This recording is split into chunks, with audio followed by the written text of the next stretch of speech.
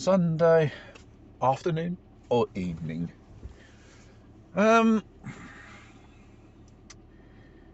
these ecological protesters, Extinction Rebellion, those people who throw themselves in front of cars on busy roads or attempt to do suicide jumps from the M25 flyover bridge in the name of freeing the nation from gas and oil energy, and they're the ones who glue themselves to art gallery walls while throwing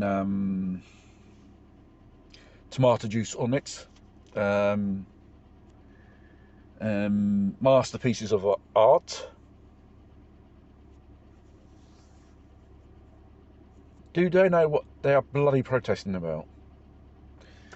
Do they know these so-called groups are financed by the entrepreneur or entrepreneur, whatever it is, globalist George Soros, which happens to be a member and a supporter of the World Globe Forum. Those are people who want to make you eat bugs. Those people want to banning you eating meat. They're the ones they want to ban you not having a private car, not even having a private house. They want to make you live in cities which with others in small spaces, while they have the right to control on your destiny. But those people, climate protesters, really know what they're doing. They're just doing a favour for these globalists, because in the end you will become their slaves to their genders. These climate protesters, or whatever they are, or what you would call it, do they know your internet, your smartphone and your electric car is powered by fossil fuel power stations, my dear?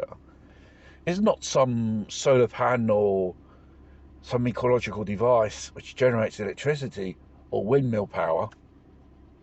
It's not possible, because you'll be needing a vast network of these devices to just generate a fraction. And plus they have a life of 25 years. It's a bit like nuclear waste. You have to dig a big hole and bury it because you can't recycle it. It's like the same thing with lithium batteries. A finding from the Biden administrations, they claim within 2050 the world will be still dependent on fossil fuels for its 80% consumptions. That does not change nothing. Fossil fuels are here to stay whether you like it or not, because our economy and the wealth of people help people come out of poverty, help them to have all those commodities which we have today. Even the clothes and the plastic, the materials which you use come from petroleum. And